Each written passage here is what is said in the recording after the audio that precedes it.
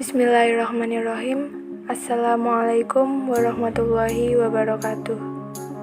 Kami dari kelompok 11 akan menjelaskan mengenai Clean and Good Governance. Anggota kelompok kami yaitu Nur Baiti Ika Pawestri, Nur Lailatul Rahmah, dan Apriliana Wijirahayu.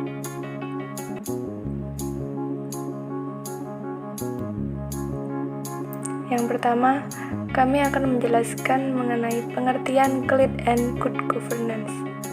Good Governance merupakan salah satu penyelenggaraan manajemen pembangunan yang sangat solid dan bertanggung jawab yang sejalan dengan berbagai prinsip demokrasi dan pasar yang efisien, penghindaran salah alokasi dana dan investasi, dan pencegahan korupsi baik secara politik maupun administratif.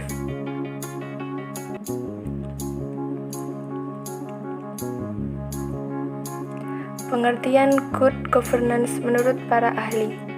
Yang pertama, World Bank. Good governance adalah suatu penyelenggaraan manajemen pembangunan yang solid dan bertanggung jawab yang sejalan dengan prinsip demokrasi dan pasar yang efisien, penghindaran salah alokasi dana, investasi, dan pencegahan korupsi baik secara politik maupun secara administratif, menjalankan disiplin anggaran secara penciptaan legal dan politikan framework bagi tumbuhnya aktivitas usaha. Menurut Martiasmo, good governance yaitu salah satu konsep pendekatan yang berorientasi kepada pembangunan sektor publik oleh pemerintahan yang sangat baik.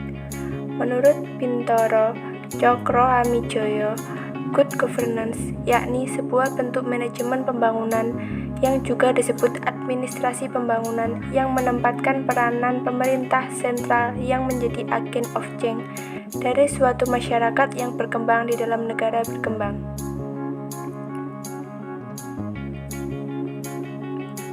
Selanjutnya, menurut PP nomor 101 tahun 2000, good governance merupakan suatu pemerintahan yang dapat mengembangkan dan menetapkan prinsip-prinsip profesionalitas, akuntabilitas, transparansi, pelayanan prima, supremasi hukum, dan dapat diterima oleh seluruh masyarakat. Selanjutnya, menurut Nugroho, good governance ini sangat identik pada pengelolaan atau pengurus dengan makna spesifik atau pengurus negara. Menurut United Nations Development Program atau UNDP, good governance adalah suatu hubungan yang dalam sinergis dan konstruktifnya ada di antara swasta dan masyarakat.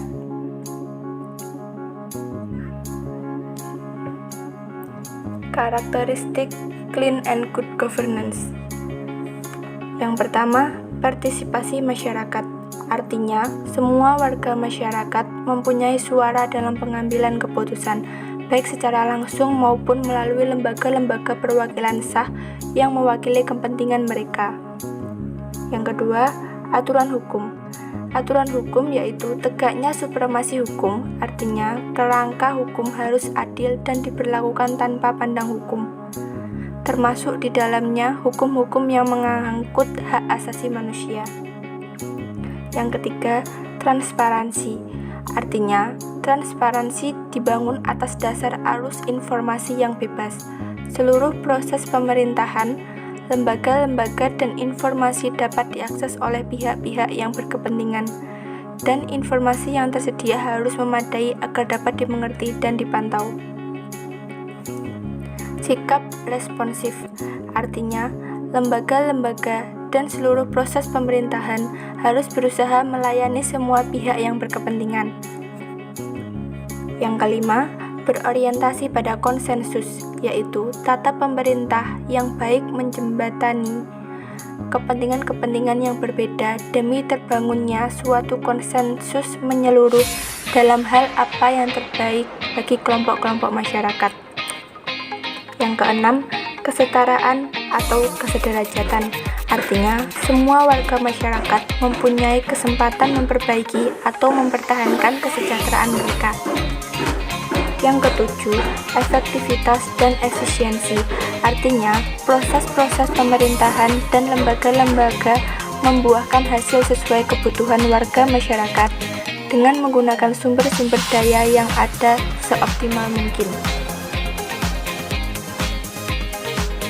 Yang kedelapan, akuntabilitas. Artinya, para pengambil keputusan di pemerintahan, sektor swasta, dan organisasi-organisasi masyarakat bertanggung jawab baik kepada masyarakat maupun lembaga yang berkepentingan.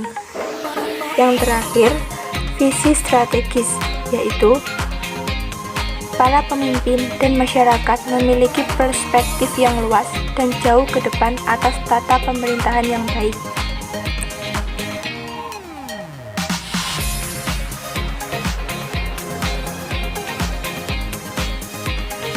Macam-macam korupsi yang ada di Indonesia.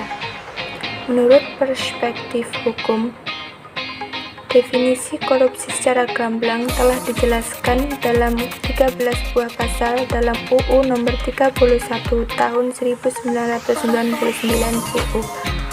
UU Nomor 20 Tahun 2001. Dari sudut pandang hukum, tindak pidana korupsi secara garis besar memenuhi unsur-unsur seperti perbuatan melawan hukum, penyalahgunaan kewenangan, kesempatan atau sarana memperkaya diri, dan merugikan keuangan negara atau perekonomian negara.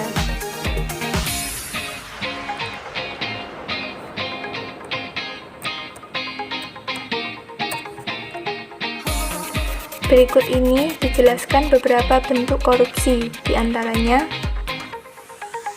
penyuapan atau bribery, yaitu mencakup tindakan memberi dan menerima suap baik berupa uang maupun barang. Embezzlement merupakan tindakan penipuan dan pencurian sumber daya yang dilakukan oleh pihak-pihak tertentu yang mengelola sumber daya tersebut. Yang ketiga, fraud merupakan suatu tindak kejahatan ekonomi yang melibatkan penipuan. Yang keempat, extortion, tindakan meminta uang atau sumber daya lainnya dengan cara paksa atau disertai dengan intimidasi tertentu oleh pihak yang memiliki kekuasaan. Yang kelima, favoritism adalah mekanisme penyalahgunaan kekuasaan yang berimplikasi pada tindak privatisasi sumber daya.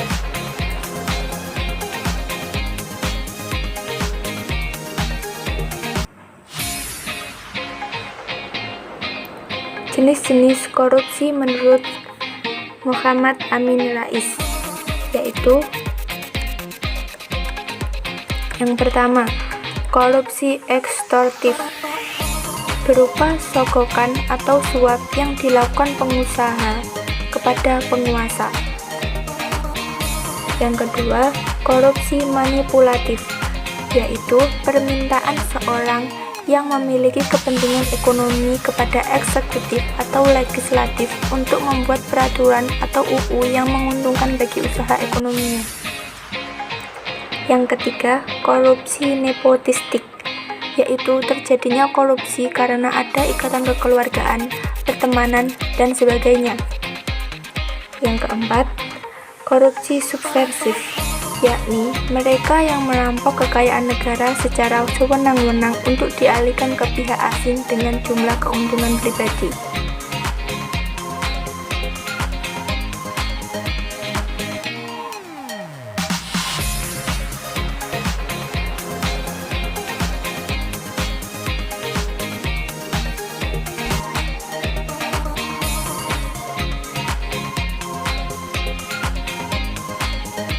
Sekian dari kami. Atas perhatiannya kami ucapkan terima kasih. Wassalamualaikum warahmatullahi wabarakatuh.